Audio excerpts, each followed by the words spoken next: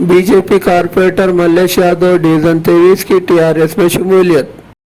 Nizamabad BJP corporator Mallesh Yadav division 23 ने MLC Mrs के कविता और एमएलए मिस्टर बेगाला गणेश गुप्ता की मौजूदगी में टीआरएस में शमूलियत इख्तियार की।